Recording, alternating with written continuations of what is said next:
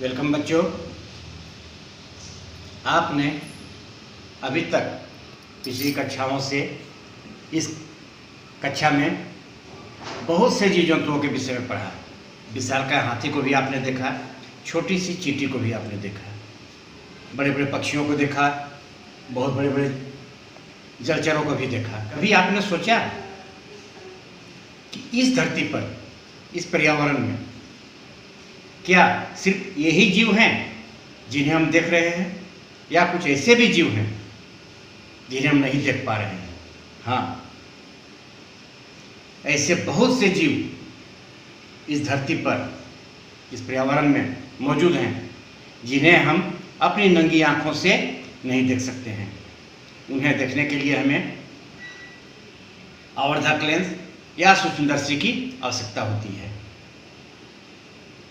और ऐसे जीवों को हम सूक्ष्म जीव, माइक्रो ऑर्गेनिज्म के नाम से पुकारते हैं। बच्चों, यह सूक्ष्म जीव क्या है और ये कितने प्रकार के होते हैं? सूक्ष्म जीव जैसा कि नाम से स्पष्ट है, बहुत छोटे, इतने छोटे कि हम उन्हें नंगी आंखों से नहीं देख पाते हैं। उन्हें देखने के लिए हमें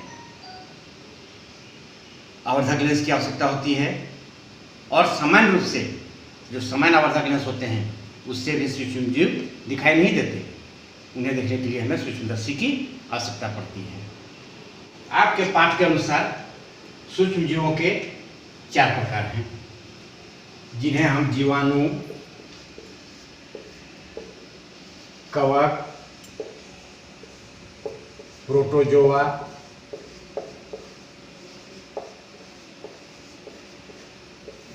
और शैवाल के नाम से जानते हैं।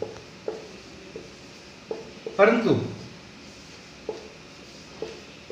सूक्ष्म जीवों की श्रेणी में एक जीव और है जिसके नाम से आप भली भांति परिचित हैं, बैक्टीरिया। यह भी सूक्ष्म जीव की ही श्रेणी में आता है। इनमें सूक्ष्म जीवों में बहुत तरह के सूक्ष्म जीव होते हैं। आप चित्र में देखें,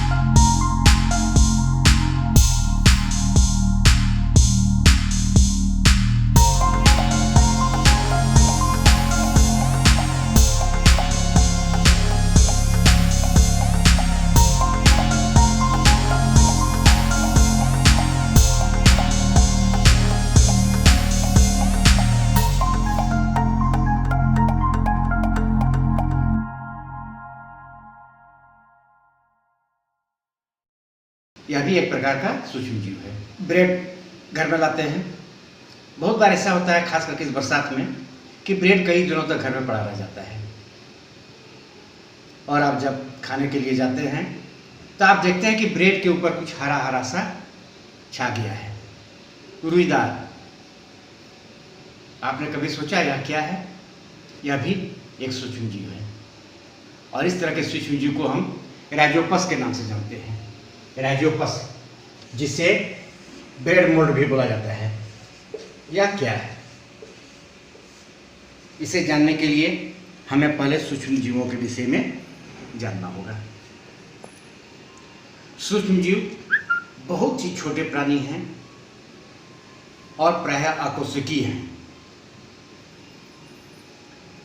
और कुछ सूक्ष्म जीव अकेले रहते हैं, जैसे अमीबा, वह अकेला रह लेता है। लेकिन कुछ सूक्ष्म जीव हैं जो समूह में रहना पसंद करते हैं, और ऐसे सूक्ष्म जीवों को हम राइजोपस या ब्रेड मोल्ड के नाम से जानते हैं। आपके ब्रेड पर जब फफूंद पड़ जाता है, जिसे हम फफूंद के नाम से भी जानते हैं, ब्रेड के ऊपर जो आपका गुदार या हरा हरा सा छा जाता है, जिसके कारण आपका ब्रेड खराब हो जाता है, उसे हम फफूंद कहते हैं, या आपका ब्रेड मोल्ड या राइजोपस श्रेणी में आता है। यह तो हुआ सूक्ष्म जीवों का प्रकार। का ब्रेड खराब हो गया, आपको लग रहा होगा कि सूक्ष्म जीव बहुत खराब है, और सामान्य सोच, जो बहुत छोटे जीव हैं, जो हमारी सोच है, जो बहुत छोटे जीव होते हैं, उन्हें हम कीड़ा मकोड़ा कहते हैं, और यह मान के हम चलते हैं कि वे हमारे लिए हानिकारक है। लेकिन बच्चों, हमें जानना चाहिए कि सभी सूक्ष्म जीव हमारे लिए हानिकारक नहीं हैं। सूक्ष्म जीव हमारे लिए बहुत लाभदायक हैं। हाँ, कुछ सूक्ष्म जीव हमारे लिए हानिकारक भी हैं, और उन्हें हम विषाणु के नाम से जानते हैं। उन्हें हम विषाणु कहकर पुकारते हैं। विषाणु, वायरस, जिन्हें हम वायरस भी बोलते हैं। यह वायरस नाम सुन के हो सकता है कि भी आपका रोआ खड़ा हो रहा हो। अभी कोरोना महामारी चल रहा है, और सबके मुंह में एक ही बात है, एक छोटे से वायरस ने पूरे दुनिया को तबाह कर दिया। यह वायरस क्या है? बच्चों, आपको आश्चर्य होगा, यह वायरस कोई जीव नहीं है। यह कोशिकीय प्राणी है, इसमें कोई जान नहीं है,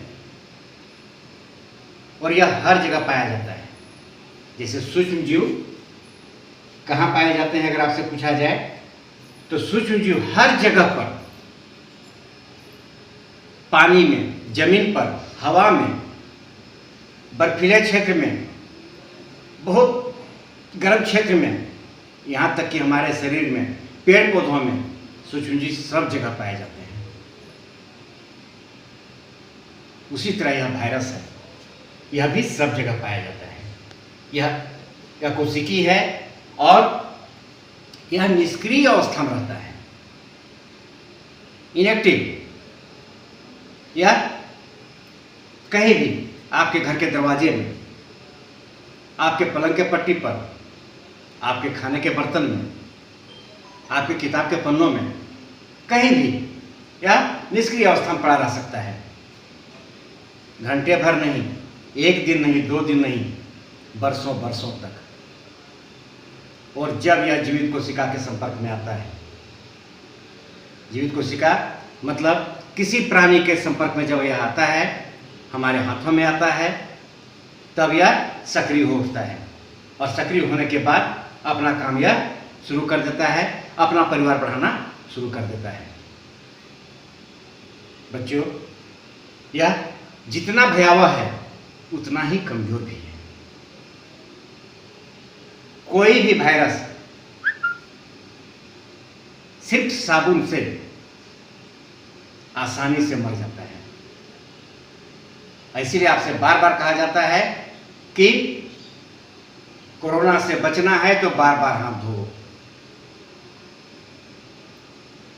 20 सेकंड तक साबुन से जो हाथ धोने की बात कही जाती है, उसका यही कारण है कि जो निष्क्रिय वायरस हमारे किताब के पन्नों पर था, हमारे घर के दरवाजे में था, या और कहीं था, जो हमारे छूने के कारण हमारे हाथों तक आ गया है, वह सक्रिय हो उसके पहले हम उसे साबुन से धोकर अच्छी तरह से खत्म कर दें।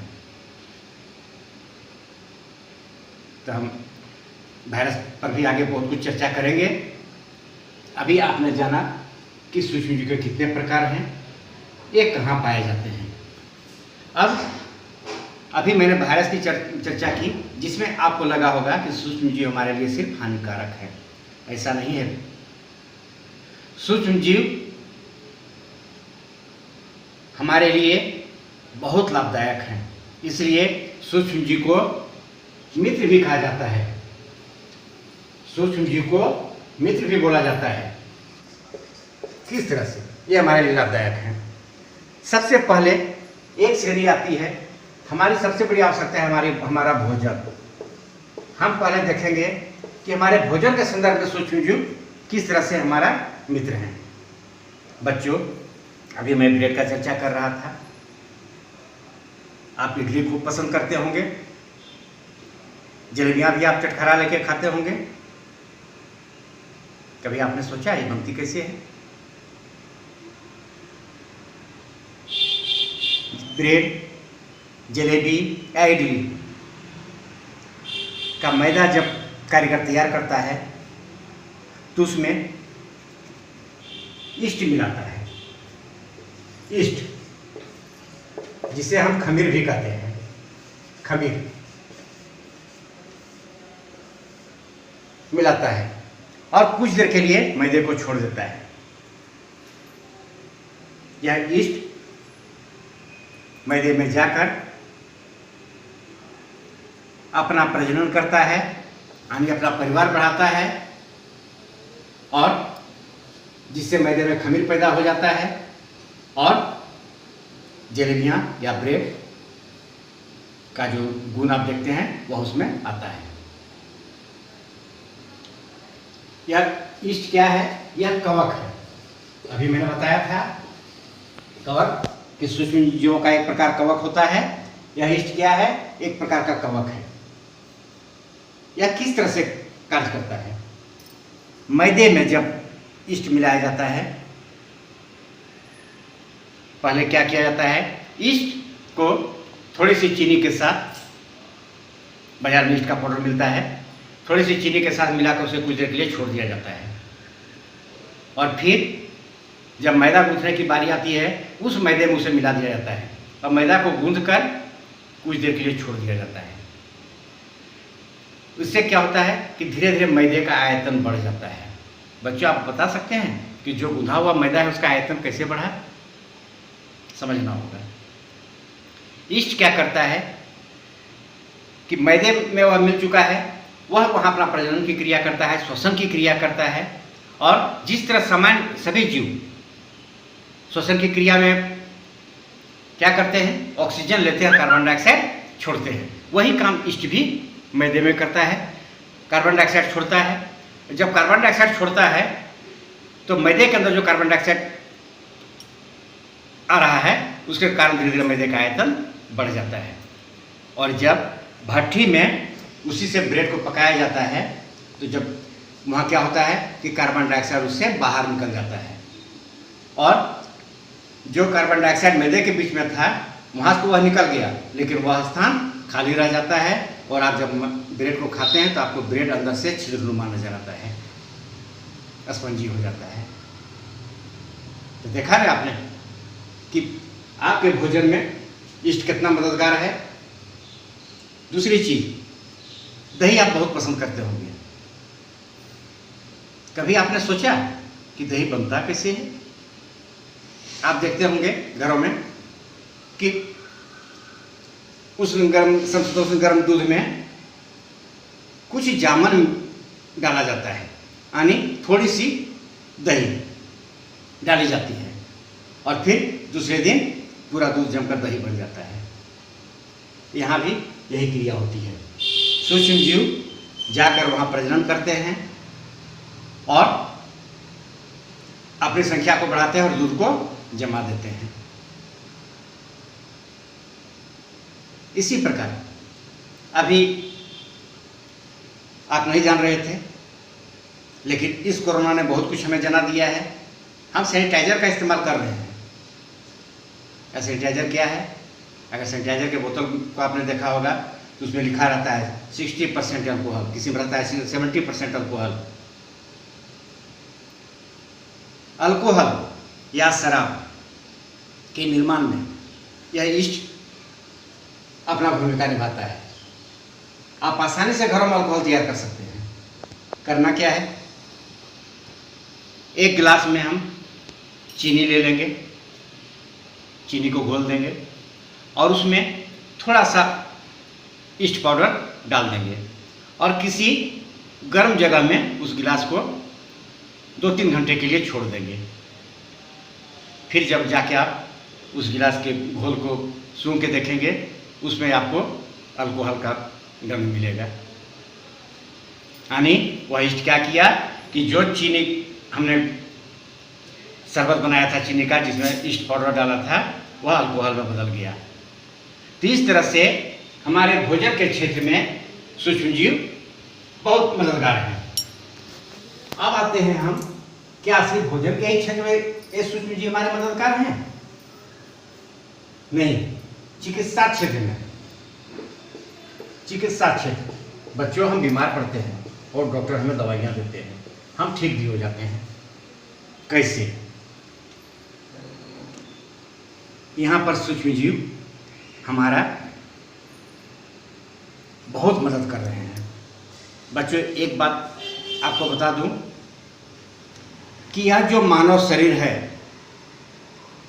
यह अपने आप में एक अस्पताल है। इस शरीर की संरचना इस तरह से की गई है कि इसमें बीमारियों से लड़ने की ताकत खुद है। यह कई बीमारियों का इलाज यह शरीर बिना दवा के खुद करता है। आप कट जाते हैं, आप देखते होंगे कि आप कट गए, आपने कोई दवाई नहीं ली, लेकिन धीरे धीरे आपका घाव अपने आप भर जाता है। कैसे? यह शरीर उसका इलाज स्वयं करता है। इसी सिद्धांत के आधार पर सूक्ष्म जीवों का इस्तेमाल चिकित्सा जगत में किया गया। इसमें क्या किया जाता है, शरीर कभी कभी इलाज, बीमारी का इलाज खुद कर लेता है, लेकिन कभी कभी शरीर की कुछ प्रणाली गड़बड़ हो जाती है, जिससे हम भी कभी कभी कुछ भूल जाते हैं, विकर्ण स्वभाव हो जाता है हमारा। कभी कभी हमारे शरीर के साथ भी ऐसा होता है और तब हम बीमारी से ग्रसित हो जाते हैं, क्योंकि बीमारी उसका इलाज नहीं कर पाता है, उसे समझ में नहीं आता है कि हमें करना क्या है। क्या किया जाता है कि डॉक्टर दवा के रूप में मृत सूक्ष्मजीव को हमारे शरीर में प्रविष्ट कराते हैं दवा के रूप में, या तो टेबलेट के माध्यम से या फिर इंजेक्शन के माध्यम से। जब वह सूक्ष्मजीव शरीर में जाता है तो शरीर को याद हो जाता है कि अरे हमको इसी से तो लड़ना था, हमें जो इलाज करना था, बीमारी को हटाना था, हमें इसी से लड़ाई लड़नी थी, उसे याद हो जाता है। और जब वह सूक्ष्मजीव ओरिजिनल में विषाणु रूप में हमारे शरीर में आता है, हमें क्षति पहुंचाना चाहता है, तो शरीर खुद उसका इलाज कर देता है, शरीर को बचा लेता है। और इसी सिद्धांत को अपनाते हुए 1928 में अलेक्जेंडर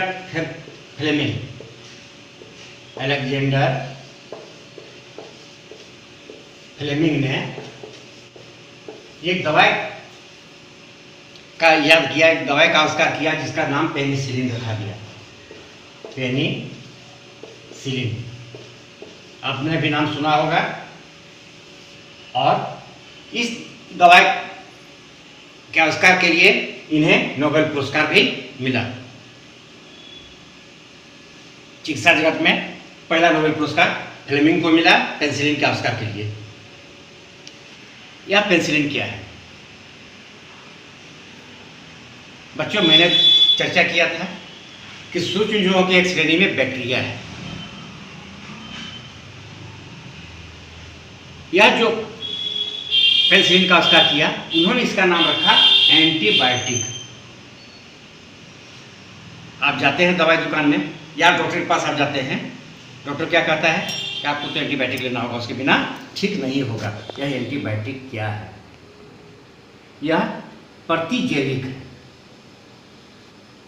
बीमारी हम सूक्ष्मजीव के कारण हो रही है और इसी का उसी का उल्टा दिया जाता है ताकि वह बीमारी हमारे शरीर से हटे, जिसे हम प्रतिजैविक कहते हैं या एंटीबायोटिक के नाम से पुकारते हैं।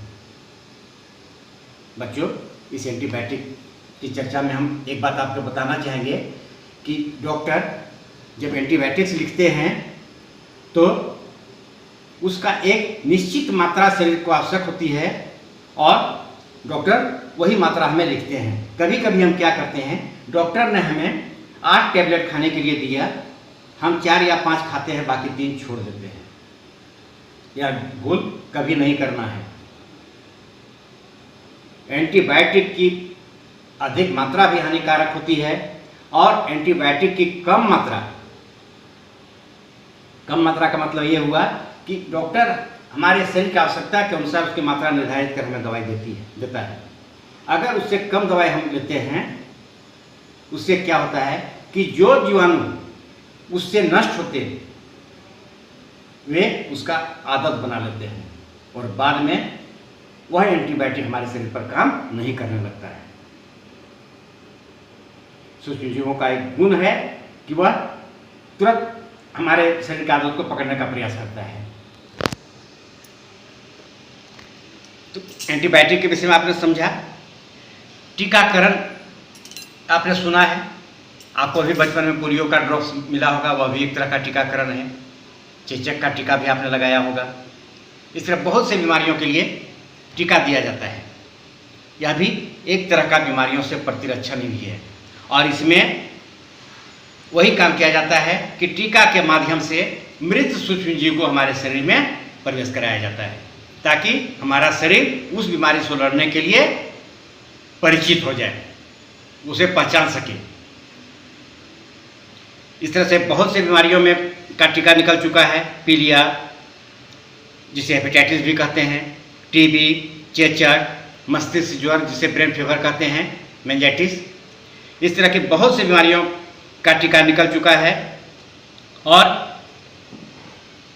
यह जो सुविधा हमें मिली, हमारा जो जीवन रक्षण हो रहा है, इसकी भूमिका सूक्ष्म जीवों की है और इसलिए सूक्ष्म जीव हमारे मित्र हैं। हमने चिकित्सा क्षेत्र में देखा। बच्चों, अगले वीडियो में हम सूक्ष्म जीवों का इस्तेमाल हम कृषि क्षेत्र में किस तरह से कर रहे हैं, अपने वाणिज्य के क्षेत्र में यानी व्यापार के क्षेत्र में सूक्ष्म जीवों का इस्तेमाल हम किस तरह से कर रहे हैं, इस पर हम चर्चा करेंगे और कुछ विषयों के विषय में भी हम जानेंगे। धन्यवाद।